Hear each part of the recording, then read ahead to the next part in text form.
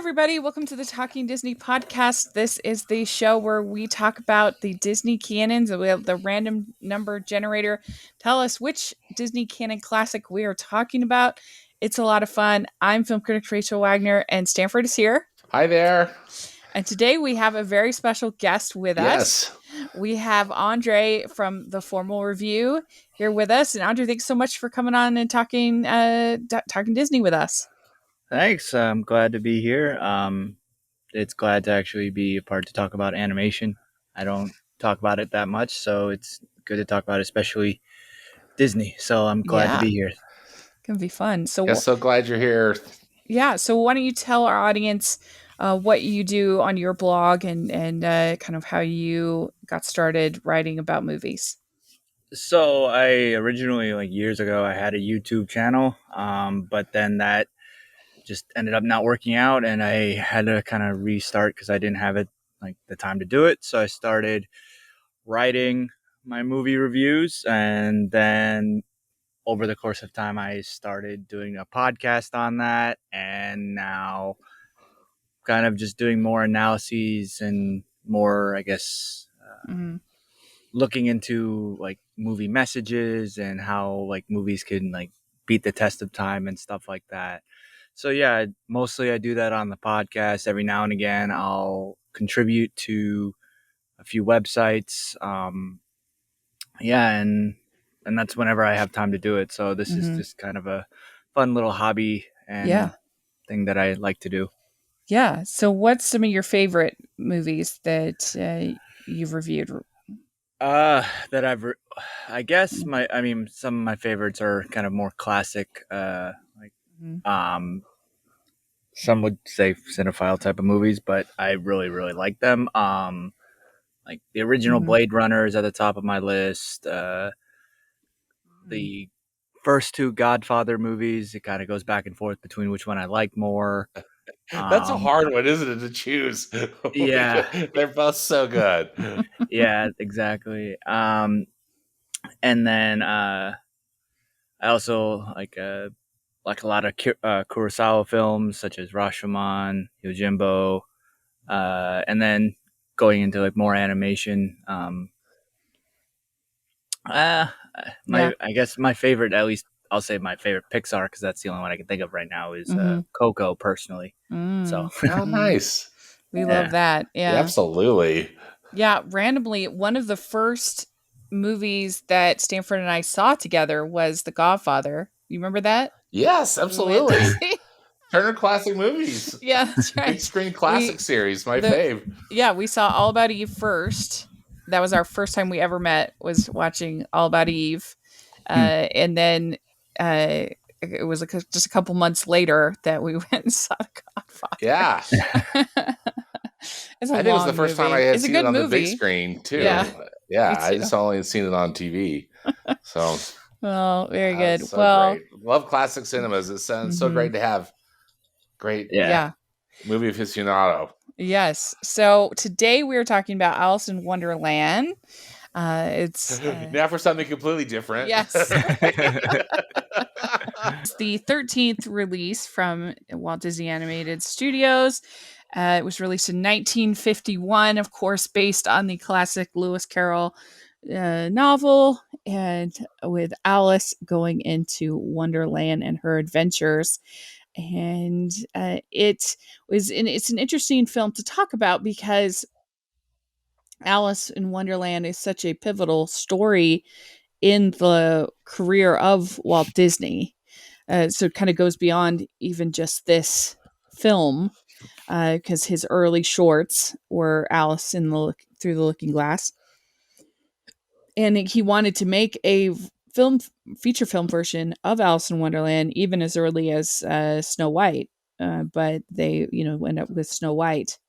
Have you seen, Stanford, those early shorts? Yeah, I haven't seen all of them, but those Alice comedies, I've definitely seen them, and it's so interesting, isn't it, that what really got Walt Disney started was this Alice in Wonderland inspired short film series. Mm-hmm. Yeah, there was a live action girl that would go into and interact with the animation, and he in the when he was this is way back in the Laugh-O-Gram days, early on. Yeah, early, yeah, Hmm. early 1920s. Yeah, but they were originally thinking of doing Alice in Wonderland way back in 1933 with Mary Pickford, but then they changed to Snow White and the Seven Dwarfs. So it's an interesting project because it's one that Walt really kind of fought for and that he really loved, and it's I always feel kind of bad in a way for Walt Disney because I think every time that he really tried to like push the creative envelope as far as projects, they all failed at the box office. His works for whether it's Fantasia or Bambi or Alice in Wonderland, they did not do well in the at the box office. So, where something more conventional like Snow White and Seven Dwarfs and Cinderella, those in Dumbo, those do very well. But what about you, Sanford? Do you remember? Is this one that you watched growing up? One that you like? No, my searching my memory banks, to get ready for the Mm-hmm. podcast. I think my early exposure to the Disney version of Alice in Wonderland was at Disneyland. Yeah. Uh, I loved the Mad Tea Party attraction, just the spinning Mm-hmm. teacups, and then the Alice in Wonderland ride is great Yeah. at Disneyland. It's a really fun, dark ride in Fantasyland, Especially and with the new refurb. yeah, the this latest version that they've done to it, I mean, it's terrific. Yeah, and I remember again just liking a lot as a kid. It seemed to be, you know, like the Snow White ride at Disneyland. I know that's now been changed. I haven't ridden it yet, but it didn't really feel like the movie. Peter Pan felt like you were riding through the movie, and then Alice in Mm, Wonderland felt like you were riding through the movie, which is what I loved. yeah. Even though I hadn't seen the movie, I mean, later I Hmm. come to that realization, but I remember liking the ride a lot. It wasn't that scary, and it has this wonderful thing at the end of it. Uh, it's this winding track that's on the outside of the ride Yeah, building, I love that. and it was a lot more fun when we were kids. In that they have since modified it to appease the state of California's occupational hazard laws, because the vehicle would go over the edge a little bit, the front of the vehicle, so you kind of get the sensation that it Hmm. was going to go off the edge, even though it was very slow moving. I loved it. Yeah. I don't It's a remember when I saw this movie as a kid, frankly. Yeah. I mean, it is one of the only movies I can think of that has two attractions at Yeah, Disneyland. I yeah, mean, because Dumbo does as well, has two Oh, attractions, yeah. and so does Alice. But I think that's it's the only one that I can think of. Those are the only two that I can think of, I should say. yeah. Yeah. If you ever been to Disneyland, Andre? I've never been to the California one. I've only Mm-hmm. been to the Orlando one a few Yeah. times. To Magic Kingdom. Yeah, I know what ride, at least the teacup ride. I know that one. I don't Yeah. Yes. know they may have had it, but I think like the last when I went to Disney, um, the last time I think Yeah. like I guess I may have been too old for that, or I wasn't old enough. I don't remember Well, exactly. I they don't There's don't think something. they have a I don't Alice in think Wonderland dark ride. They have the yeah. teacup ride, the Yeah. Mad Tea Party ride, but Yeah. It's one it's of the that one's only ones that there's a few that they have at Disneyland that they don't have at Disney World. They have Alice in Wonderland, the Snow White ride, and Mr. the Mr. Toad's. Toad Wild Yeah, Ride.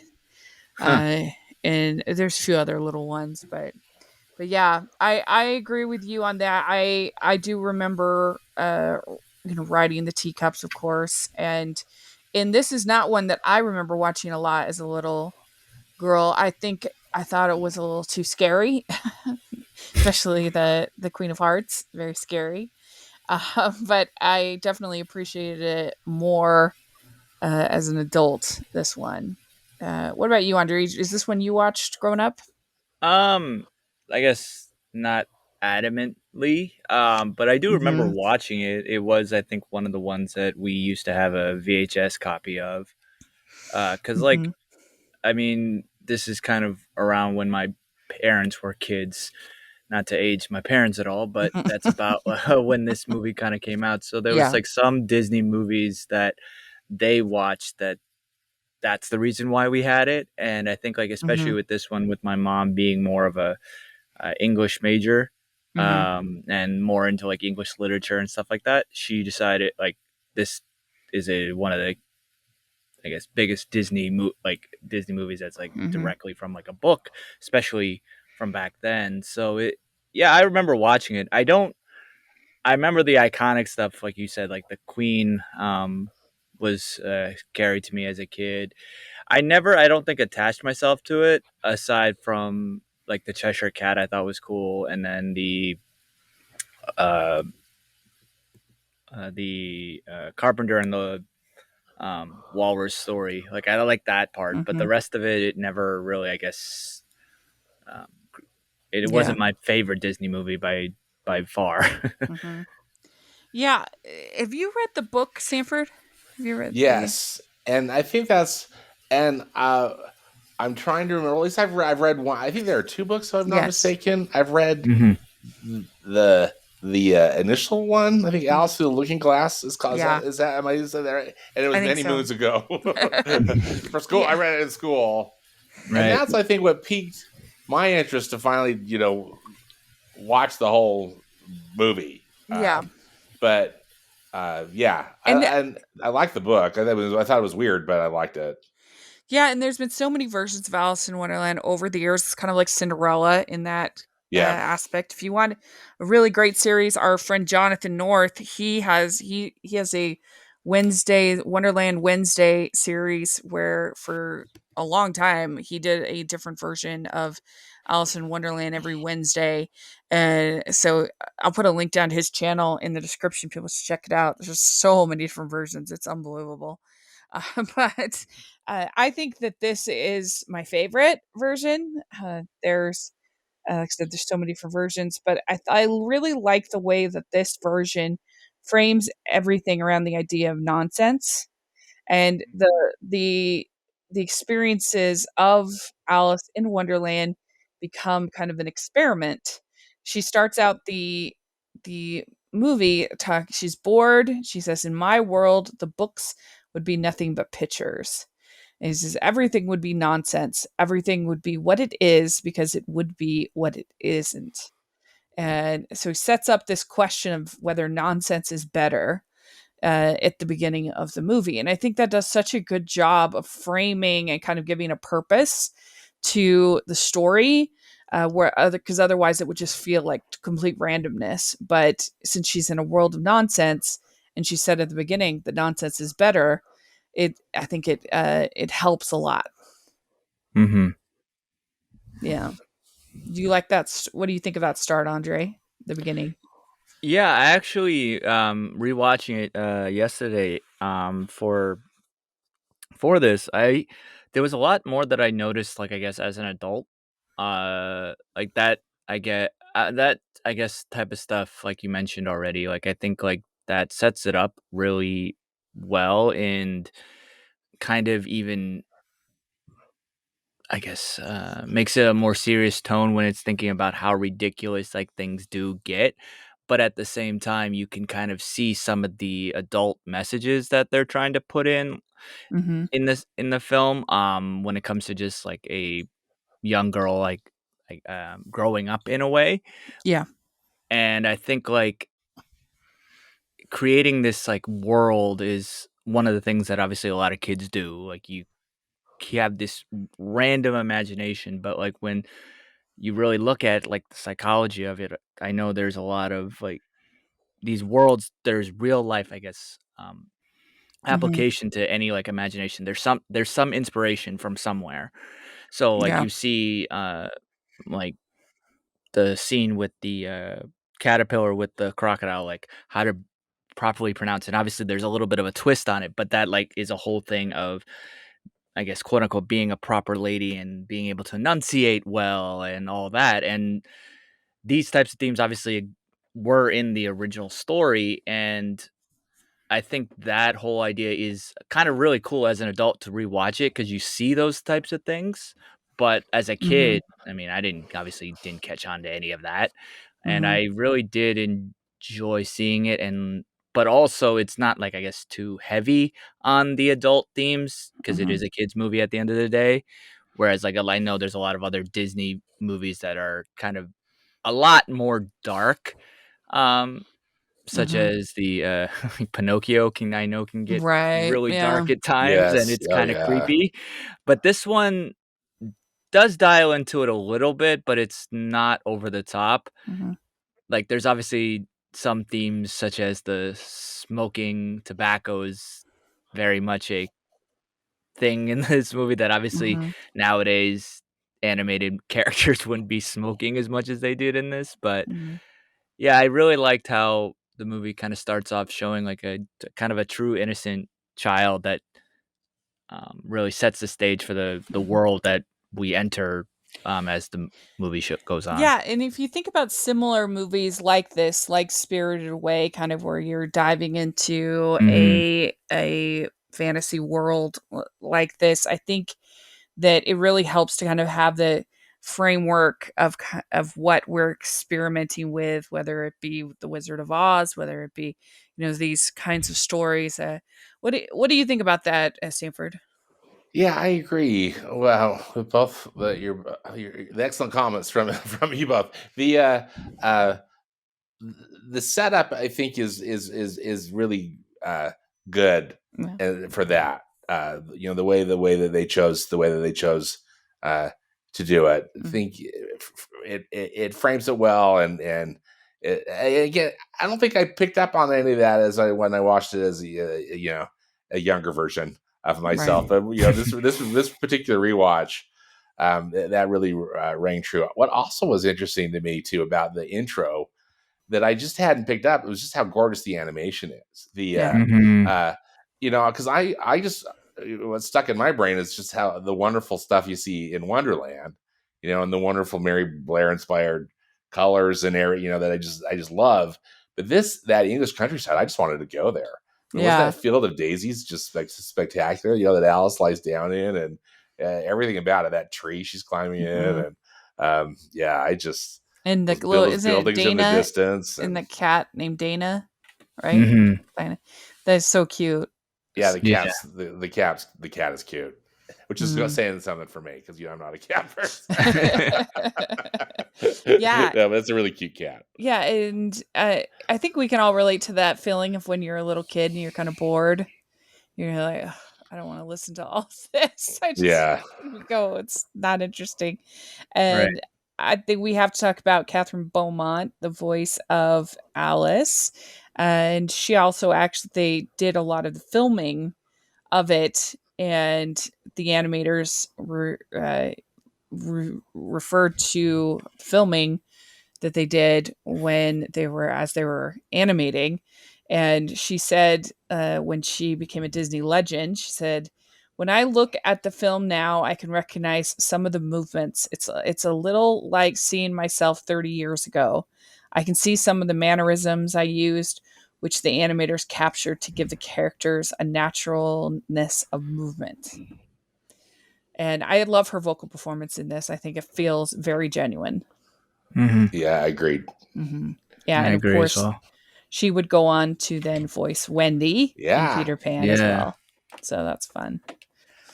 Yeah, And one thing I will say, well, sorry to, no, go ahead. jump in, is I think, like, I noticed a lot more of the voice actors this time around, just Hmm. in general. Like, yes, obviously, the Wendy yeah. Yeah. one, I noticed, the Cheshire Cat is the guy who does Winnie the Pooh eventually, Hmm. and then, the Mad Hatter is Uncle Albert in, Mary Poppins.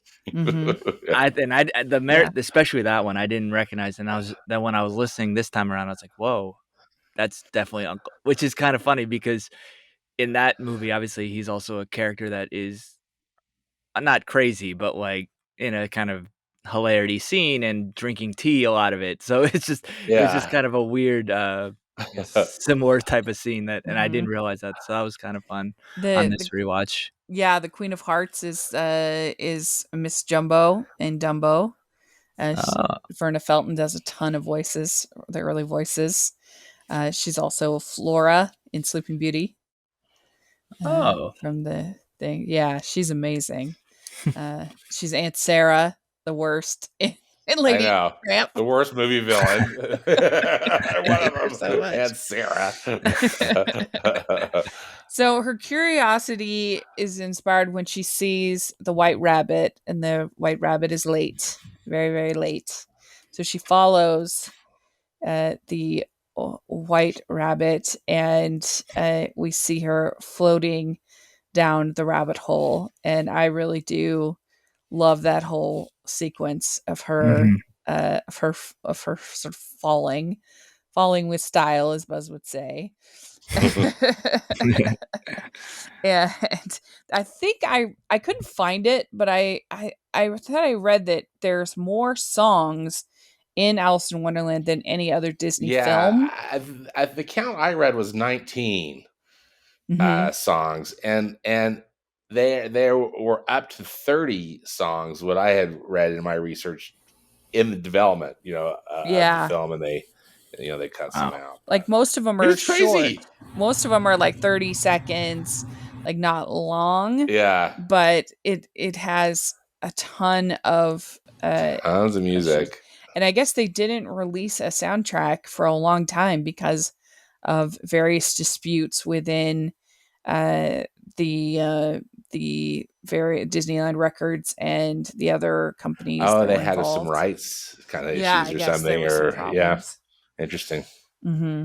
Hmm. But it just, I think it's fun if you just kind of don't worry so much about plot and just follow Just have an the experience. journeys. What see what she's Yeah. going to meet me next, and then the next, and then the next. It's about a bunch of stops along the way more than Hmm. it's about like a plot. And that's what I think the Tim Burton movie got so wrong, is that they forgot the nonsense. So nothing is fun. Everything is grim and gross and unpleasant. And they had to insert this like prophecy and battles. Yeah. You're just like, what is going on? And this movie also uses the Queen of Hearts very minimally. She's really only in the last 15 minutes of the movie. And so you don't get tired of her, unlike the Tim Burton version. I don't know. Andre, what do you think of that Tim Burton version? It has things that I like, Mm-hmm. and by that I mean the stereotypical Tim Burton ish stuff. Mm-hmm. Like, uh, I love Helena Bonham Carter. I think Mm-hmm. she plays a good Red Queen, and I like Johnny Depp as the Mad Hatter. Mm-hmm. And at the time, obviously, I think that the person to direct a Alice in Wonderland at the time of, I think that it was like at the height, or at least at the Mm-hmm. top of his downfall, I guess, for lack of better Yeah. terms. Is He's the peak. person that I would have picked too. But Mm-hmm. then I think Disney, like, I mean, you already mentioned the issues. It's they tried to put in too many things that didn't really work, Mm-hmm. and just yeah, Yeah. overall the story just like ends up being a very stereotypical battle for the kingdom type of thing, and that Yeah. not didn't work too well. Yeah, they got rid of all the nonsense, and I Yeah. hate Anne Hathaway in that movie. She is awful. I don't know what she's doing, flying all around the plate, like fluttering all around. I don't know. What do you think of that one, Stanford? Oh, not a lot. Yeah. I didn't hate it, but I don't know. It really was. I mean, it really wasn't Alice in Wonderland. Right. It was just something. It was a Yeah, I story, and I agree. appreciated kind of the character arc that Alice had in it, but still, Yeah. like, what is this movie? And I'm with you. I thought, I was surprised that I liked Johnny Depp's performance, and I love Helena Bonham Carter too. I think the CGI that they used to manipulate her was a little jarring, but for me, but Uh-huh. still, she's a solid. I didn't mind Johnny Depp in the first one. The second one is Oh, that second That's a terrible. one. Oh, different. Yeah, that's yeah. it. That He that is that one's so pretty bad. bad. Ooh, so bad. Yeah. Anyway, but yeah, so this one, the first kind of stop along the way is just to get into the door. So there's the cookies that will make her big, and the drink that will make her small. And she cries ocean, an ocean ends up on the ocean in the bottle, and that whole, it's just fun. I think that whole part. And Yeah, I like it too. In fact, I love the design of the doorknob. I haven't been to this building, but I understand that the building where you go if you're interviewing for a job at Walt Disney World, they uh-huh. call it the casting building. The front doors have that doorknob. Oh, really? Have the doorknob from That's cool. that scene in the bottom of the rabbit hole. I want to go. I just want to see Uh-huh. that. Yeah. I've seen pictures, but not in person. Yeah. And then so she meets the Mr. Dodo, who's not very helpful to her. Yeah, Mr. Dodo's useless. Yeah. And a Yeah. sailor's life is a life for me. That's fun. And then we see the caucus race, which I think that maybe, do kids even today know what a caucus race is? I think that probably is a little bit of an old fashioned term Yeah, in here. But there's no rules. So this is our first uh, indication of nonsense within the world. There's no rules to the caucus race. They just go round and round and round. And so Alice doesn't get any help from them. And they're doing it to like dry off. Yeah. And it's like Right but in the ocean. yeah. Yeah. Do you have Stanford? Do you have a favorite of the characters she meets along the way? uh, I'm partial to the Mad Tea Party scene, and I Mm-hmm. think again because it ties back to my Disneyland Mm-hmm. experience. So I really like the Mad Hatter and the March Hare. Yeah, that's fun. But so many of these characters are just they're so great. I mean, even in their randomness, like Tweedledee and Tweedledum, Uh-huh. like they're so crazy. But I think, if I'm not mistaken, Ward Kimball animated them, and it did such a. It's so interesting the way that they move and Yeah. and play off of each other, and uh, uh, I also think that the animation with the walrus and the way that those characters were animated with the Yeah. walrus and the carpenter, uh, are really good. But I think overall, it's kind of hard to pick other than really the Mad Hatter and the March Hare at the top. But I think Mm-hmm. really overall, I think everything's so well designed. What about you, Andre? Do you have a favorite of the set pieces that she meets along the way? I still I think is the Cheshire Cat. I don't know. Like Mm-hmm. I just Yeah. love Oh, good call. I just love the interactions between them, especially like when the one scene where she's like asking about the white hair, and he goes, "Oh, he went that way. Who did? The white hair. Oh, did he really?" It just like goes back and forth of Mm-hmm. complete nonsense, and it doesn't make Yeah. any sense. But and then it's just like how that's kind of a recurring character, um, Well, and and it's also great when she says, Where should I go?" And he says, "Well, where do you want to end up?" And he says, "I don't know." "Well, then it doesn't matter which way you go." yeah, Yep. That's a good one, a good spot. The only thing that I don't love about the Walrus and the Carpenter story is it just feels kind of out of place to me, because everything Yeah. else is so random, and then this is sort of a set story, a linear story Yeah. That Alice isn't in. that Allison yeah, isn't in, and it just feels weird to me, out of place. And it's totally in the book and everything, so I understand, but I don't know, it just feels so set apart from everything Yeah. else in the movie. For me, it's as a again seeing it earlier, it's almost like instantly forgettable. This time Uh-huh.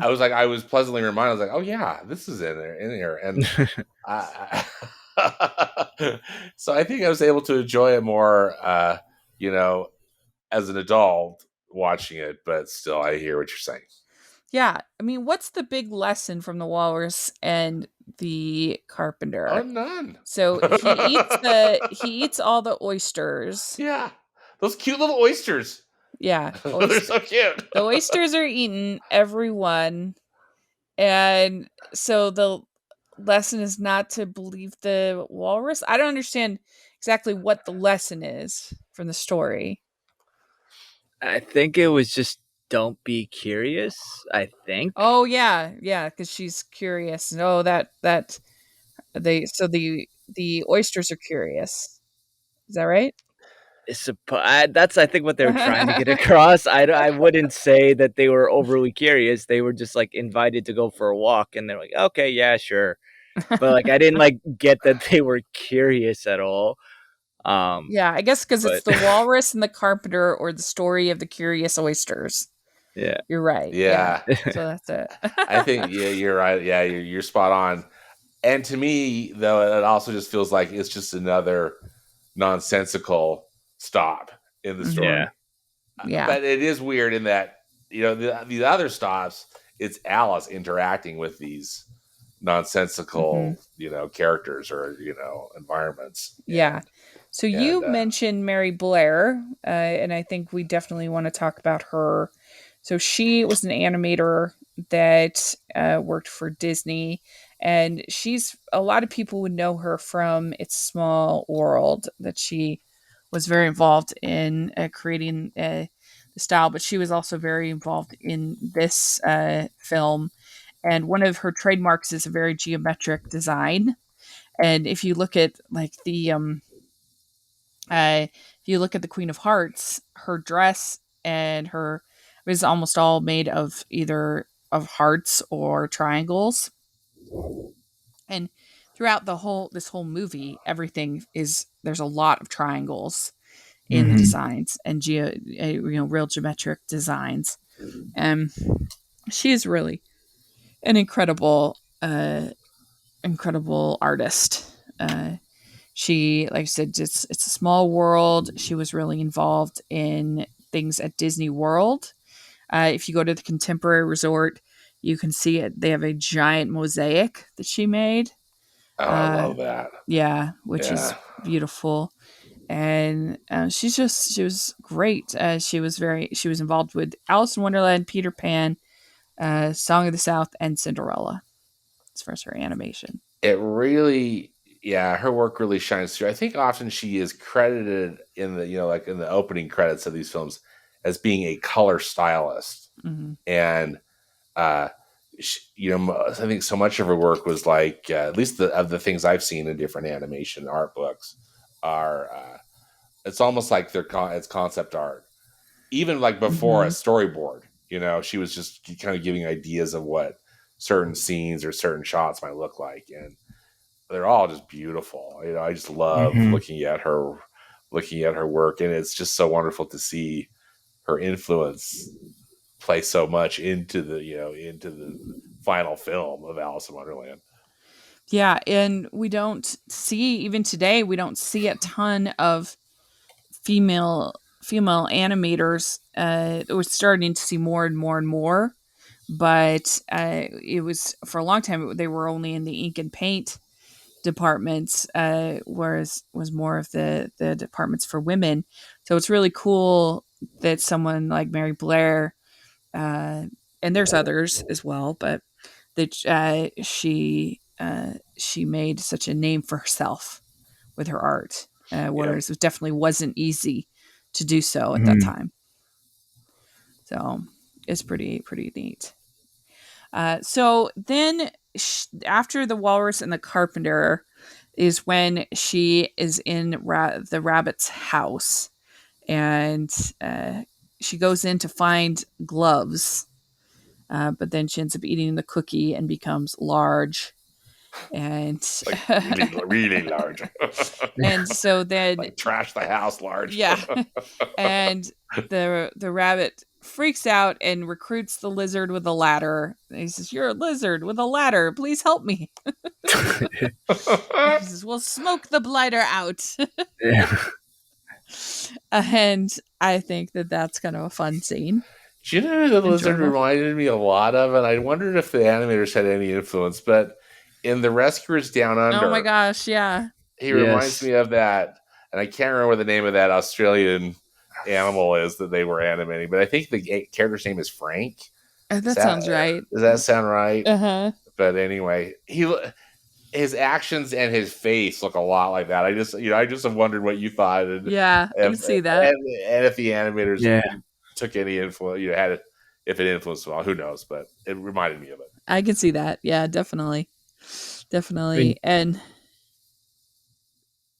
go ahead. I was just gonna say, yeah, because Disney, I mean, they have like reused animation before, right. but just making little changes. I mean, I'm sure you Mhm. two have seen the like social media thing that like basically parallels Mowgli and then Christopher Robin. Yes, and I was going to say then that Mowgli and Christopher Robin one. Yeah, and then the wolves with Mowgli and I think 101 Dalmatians are like the exact same thing, except of like the licking the face, I guess, scene. So I mean, I don't know if they actually did, but I 100% agree. Now thinking about it, that yeah, that's highly possible. yeah. Mhm. Mhm. Yeah, definitely. And then we get the flowers scene is next. And the flowers sing and talk, and their song is All in the Golden Afternoon. And I Which I think love, is one of the stronger songs of the yeah, film. Yeah. Mm-hmm. I agree. And I really love Catherine Beaumont's soprano. Her voice is beautiful. Well, and I just love how clever it is. Just the way that they've anthropomorphized the flowers. The Mm-hmm. insects and stuff. I love that rocking horse butterfly thing, whatever you call that. Oh, yeah. That's Oh, really clever. rocking horsefly. Yeah, thank you, Horsefly. the rocking horsefly. Yeah, and anyway, so Yeah, fun. and they'd like turn on her, start calling her a weed. And she's Yeah. like, "I'm not a weed." Yeah, they get pretty snarky. Yeah, they do. And then she meets the caterpillar, and I think that the caterpillar is, even in the original book, is supposed to be symbolic of sort of highfalutin philosophy that's Mm-hmm. kind of full of itself and it doesn't, like, ivory tower kind of Yeah. type of nonsense. Yeah. Who are you? Yeah.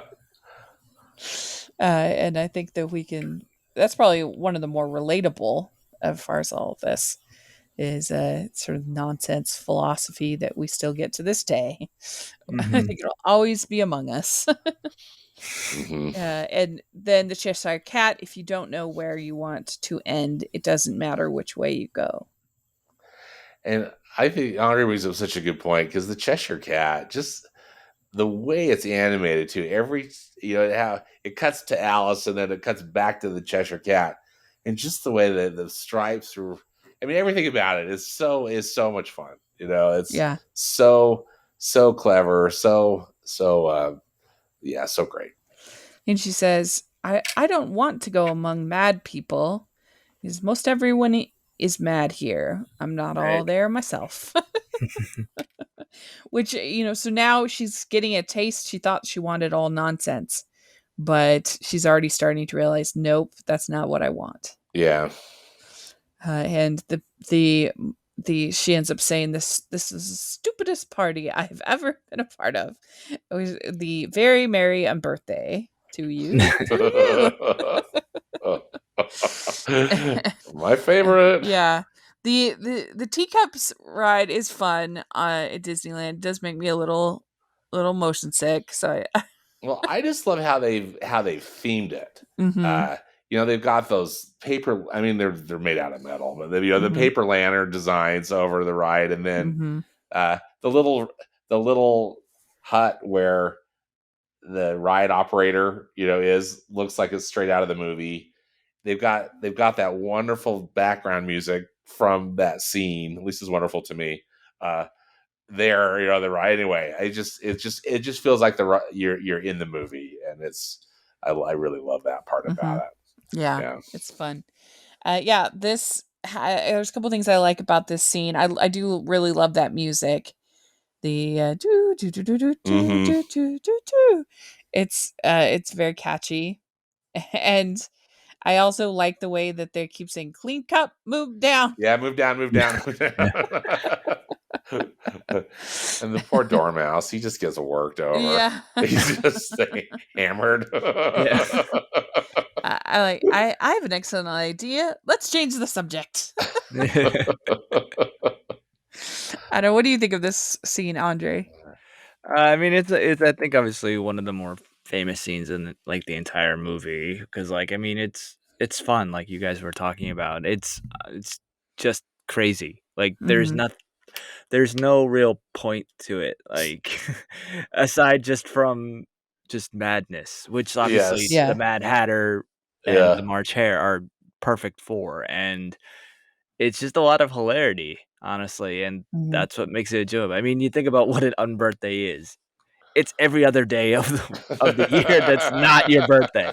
And so Yeah. apparently you can see why they're so crazy because they're celebrating the same thing for 364 days a year Yeah. and and that's a lot of tea and whatever else they're eating. Yeah, whatever Uh-huh. else is going Whatever else is there. Mm-hmm. And it's just the And same three people. Like you can kind of see why they're going crazy, but either way, it's just a lot of fun. And like, yeah. I mean, you think about it, like Mad Hatter, and then like, I think the phrase like "Mad as a March Hare," like I think I just really Mm-hmm. like the creativity there that obviously Carol did originally, Yeah. but I just there's a reason why this scene is so memorable, and it's just because I think it's fun and hilarious. Mm-hmm. Yeah. And they ruined the poor rabbit's watch. Yeah. The whole thing. Yeah. He's like, my watch. And why is the raven like a writing desk? We will never know. you know, as Rachel knows, I'm a huge fan of the Turner Classic Movies Network, and love finding new things. I can't remember the name of what the movie was. It might have been one of the like a Bob Hope Bing Crosby Mm-hmm. road movies or something. But Mm-hmm. Jerry Colonna, who was the voice actor for the March Hare, was in it, and I had never really seen him before. That was fun because I mean he was like, oh, that's the March Hare, because he was a crazy person. I think that was kind of his shtick. Was he was just kind of a very broad comedian. Yeah. But still, I think that probably people at the time period would have definitely known him. Mm-hmm. And like they did with Edwin as well, and there was cool casting. I think on Disney's part to bring Yeah. both of those comedians into that role Have or those you roles. have you ever seen Stanford the 1933 Alice in Wonderland? It has Cary Grant as the mock turtle. I Just really think I random. have, and it's been a really long time. Yeah. I have you seen it? I Ever have. seen it I actually have recently? it. Well, not recently. I have it reviewed for Family Movie Night on my channel. It was like 2016 though. It's been a long time since I've seen it, but yeah, I remember enjoying it. It's really bonkers, even more than this. Because at least this Yeah, tries to give some kind of context for what she's doing. Like I said, with the nonsense, whereas yeah, that is just like craziness. it's just mayhem. Yeah. Yeah, And I think that's that's what I why remember this is the being. best version that I think's ever been made, is Hmm. because it tries to give some semblance to the story and plot. Uh, Yeah. but yeah, that's when she says, "I've had this is the stupidest tea party I've ever been to in all my life." Yep. And she says, "I've had enough nonsense. I'm going home." And then you have this whole section with her in the forest, which gets a little scary. She steps on the momras, and there's the weird creatures like that dog with a broom on them. Yeah. And that's sweeping away the path, and I don't know, just all the weird creatures in that forest. And you can see a lot of influence of this movie on a lot of things, like for instance, like Over the Garden Wall. You can see, or even Oh something yeah. like Spirited Away. You can see an influence Mm-hmm. on. Mm-hmm. Um. Then the I give myself good advice, but seldom follow it.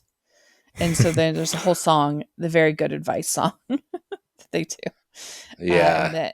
And that's when we see the Cheshire Cat coming back. And So, that Alice is kind of regretting almost, right? Having wanted this. Or at least that's how I interpret it. Is that how you yeah, oh interpret that yeah, song? because she says, "I'm tired of nonsense. I want Yeah. to go home." She's ready to go Mm-hmm. home. But then this is when we get the appearance of the Queen of Hearts. The starts with the painting the roses red, which I think is one of the better songs of the movie. Painting the roses red, it's roses red. And don't you love the Queen's guards that are all playing cards? I just think those are just the Mhm. coolest Very things. clever. Yeah. Yeah. And the whole trial is so strange. So Alice, well, they play croquet first, but of course the queen cheats. And I like when the queen says, "Curtsy while you're thinking. It saves time." And Alice goes on trial, and she said, the queen says, "Sentence first, verdict after." Yeah. She's a really fair and noble leader, isn't Yeah. she? Yeah. And of course, the witnesses are the March Hare, the Dormouse, and the Mad Hatter. And he says, "Off with your hat." I also like, and I hadn't noticed it before, but I really thought it was funny with the jury writing down the evidence when the queen tells them to Yeah. write that Because that's down. how. Yeah. Yeah. What do you think of the Queen of Hearts, Andre? I think she's pretty funny. Like, and she's, I mean, menacing at the same time. I think, like you touching on earlier, especially as a kid. Oh Like, you yeah. don't. She gets pretty like, what is it? Nostrils flaring, eyes Yeah. Off bulging. with Like, their heads. yeah, it's pretty also dark when you think about it because it's like, yeah, okay, this woman is completely okay with just killing off everybody who upsets her, and then that's it. And Yeah. yeah, she's pretty menacing as a villain, and I even though she's like you said, she's not in the movie very long, but she makes her impact, and I do like her from that point of view. Mhm. Yeah. And then they have Alice ends up growing big, and she calls the queen a fat, pompous, bad-tempered old tyrant. And and then she gets small again, and I really just love the ending chase. I think it's very well animated and really good. Yeah, I agree. So, Yeah, I agree. It's terrific scene. mhm. Animation's amazing, and the yeah, I love that. I think the music's great too, Yeah. as you just Hmm. really kind of feel that manic, this craziness that's going on as Alice is trying to get out of there. Hmm. Yeah. And so, yeah, this Alice in Wonderland, I really love it. I think it's just very, very entertaining and surprising and new. And I it's I just, if I want something that's going to surprise me and be something different, this is one that I can turn to and just enjoy. Hmm. We didn't have that many comments on Twitter about it, which was interesting. But let me read the ones we had. We just had only one comment from our friend Matthew Klein. He says, even if not quite one of my favorites from Disney, I still enjoy Alice in Wonderland for the fun characters like the Mad Hatter, the Hare, and Alice herself, along with the nice animation. Also, I'll take this version over the 2010 remake any day. Agreed. We all agree Yeah. on that. Yeah, So there we go. Yeah, I actually had this pretty high in my last ranking. I had it at 6, and I was just really feeling it at that point. I don't know if I'd have it quite so high in my next ranking, but I did really enjoy it. I think it's special. So, where did you have it, Stanford? It's really low. I'm looking at it. I have it at 43. Oh my gosh! Wow. Um, and I think, wow, I was just being really harsh. Um, I have it at 42. I have the 2011 Winnie the Pooh, and at 44, I have Meet the Robinsons. I Mm, think I might put it a little higher. This viewing, I don't know. I just enjoyed it so much more this viewing than I have in the past. I think my initial, or one of my main criticisms about it is that it's it's not a story. I mean, it is, but it isn't. yeah. Uh, and but I was just able just to more just enjoy the experience this round. So I probably am going to have to revisit that, maybe put it a little higher, maybe in the 30s. Mm, Um, but I absolutely I love the art, yeah. and I appreciate, just as you have so well explained, Rachel, the fact that it not having a story is kind of the point. Yeah. So, Andre, where do you yeah, think you would have it as far as your Disney ranking? Um, I would say, without like obviously having like a full list in front of me, I would say probably middle area for me. Mhm. And I think Mm, you kind of, and I just nothing against it. I just think it's not as strong as other ones, but it does have a lot of really great things, and I think I do appreciate it more as an adult. And I think that's also because I like know like the s- the written version a little bit more, and I see more of the themes from that kind of in it. So I think I appreciate it from that angle.